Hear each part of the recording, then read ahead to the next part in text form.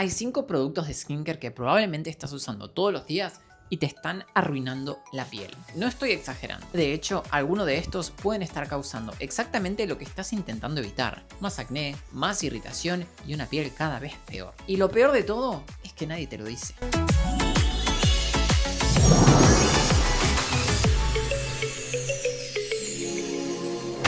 Hola a todos, hola comunidad de Simunis, bienvenidos a un nuevo video. Como dermatólogo les confieso algo, es muy fácil caer en la trampa. El marketing cosmético es una máquina imparable. Nos rodea con promesas de limpieza profunda, eliminación total de bacterias o brillo instantáneo. Y claro, uno ve el envase link, lee la palabra antibacterial o exfoliante natural y piensa: esto tiene que ser bueno. Pero la realidad científica, la que vemos nosotros en el consultorio todos los días, es muy distinta. Muchas veces, en el afán de limpiar, curar la piel, terminamos agrediéndola tanto que generamos lo que llamamos una disrupción de la función de barrera. Y es ahí donde empiezan los problemas: irritación, manchas, acné, sensibilidad extrema y un envejecimiento prematuro que podrías haber evitado con solo dejar de usar un par de cosas. Hoy quiero que este video sea una guía técnica, pero súper fácil de entender. Vamos a hablar de ciencia, de estudios de la FDA y de la anatomía de la piel para que dejes de gastar plata en cosas que te hacen daño y empieces a cuidar de verdad tu salud cutánea. Arranquemos. Producto número 1. Jabones antibacteriales. Empecemos por un clásico que se volvió furor, sobre todo después de la pandemia: el jabón antibacterial. Suena lógico, ¿no? Si el acné es causado en parte por una bacteria, si los gérmenes son malos, lavarme con algo que diga mata el 99% de las bacterias me va a dejar la piel divina y pura. Error total. Y acá les tiro la primer bomba informativa. La FDA de Estados Unidos revisó estudios científicos de más de una década. ¿Saben a la conclusión que llegaron?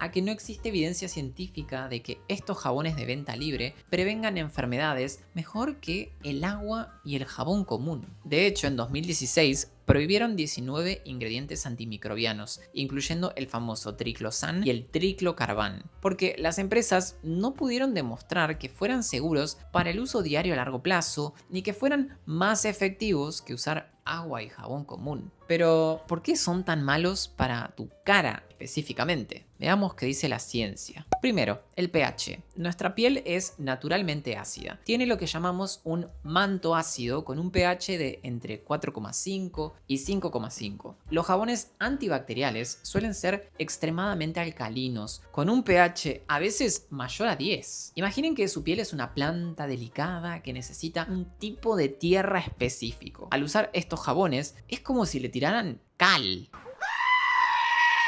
Un pH tan alto altera la organización lipídica y favorece la alteración de la función de barrera de la piel. El resultado: sequedad extrema, tirantez y una piel que se descama porque perdió su pegamento natural. Segundo, destruye el microbioma. En nuestra piel vive una comunidad entera de bacterias, hongos y virus que son buenos. Se llama microbioma cutáneo. Ellos son como tu ejército de defensa. Educan a tu sistema inmune y evita que patógenos malos colonicen tu cara. Cuando usas un jabón antibacterial potente, no sos selectivo. Estás matando a los malos, sí, pero también estás aniquilando a tus defensores. Esto deja a tu piel en un gran estado de vulnerabilidad. Es ahí cuando aparecen los cuadros de dermatitis, la inflamación crónica y, paradójicamente, más infecciones porque no tenés a quien te defienda, especialmente en pieles predispuestas. Mi consejo de dermatólogo sería: dejen de obsesionarse con los gérmenes del rostro. La cara no es un quirófano. Para la higiene diaria, lo mejor es un limpiador tipo Sindep o detergente sintético, o un producto de limpieza facial formulado específicamente para la cara. Busquen palabras como pH fisiológico o limpiador suave. Y a la hora de lavarnos la piel del cuerpo es lo mismo. No necesitamos jabones antibacterianos agresivos. Con un Sindep es suficiente. Tu microbioma te lo va a agradecer con una piel mucho más luminosa y resistente. Producto 2. Toallitas desmaquillantes. Yo sé que esto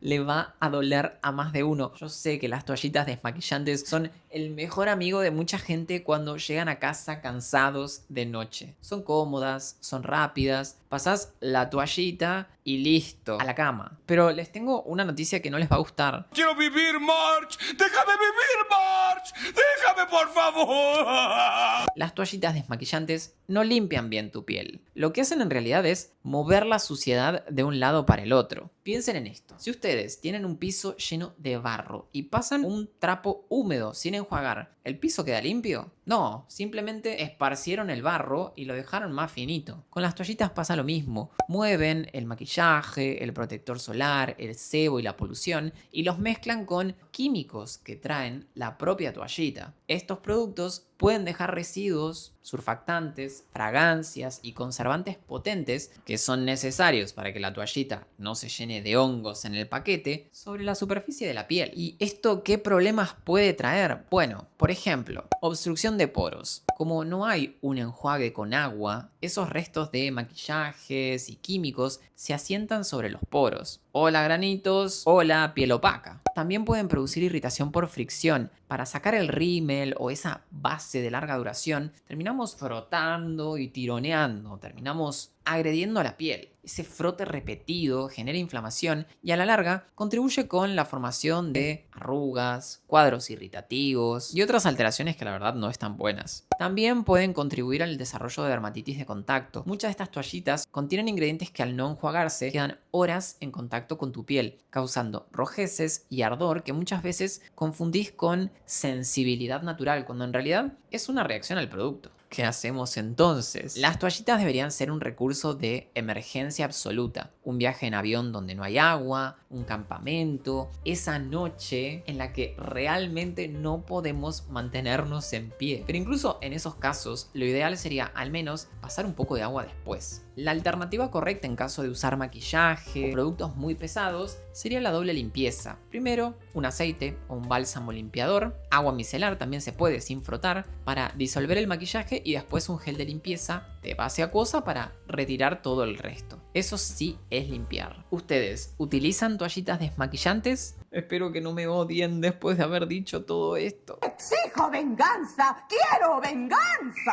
Producto número 3. Exfoliantes físicos agresivos. Y acá entramos en un terreno peligroso porque estos productos suelen ser muy satisfactorios de usar. Todos amamos esa sensación de suavidad inmediata después de un scrub. Pero hay una diferencia enorme entre exfoliar y lijar la cara. Seguro los conocen. Esos productos que tienen partículas grandes. Se venden como naturales y revitalizantes. El problema es que si miramos esas partículas bajo un microscopio, no son ni redonditas ni suaves. Son irregulares, tienen bordes filosos. Al frotar esas partículas contra la cara, estamos provocando micro desgarros en la epidermis, heridas microscópicas. No las ves, no sangran como un tajo, pero están ahí. Esto desencadena una cascada de desastres. Primero, inflamación. La piel se pone roja porque está herida. Si tenés acné, esto es veneno, porque podés romper las pústulas, esparcir las bacterias, generar más inflamación sobre un terreno que ya de por sí estaba inflamado. Segundo, altera la función de barrera. Al romper la capa superior de forma tan agresiva, el agua de tu piel se escapa. Esto se llama pérdida de agua transepidérmica. Tu piel se reseca, se vuelve más sensible, puede descamarse. Tercero, hiperpigmentación postinflamatoria.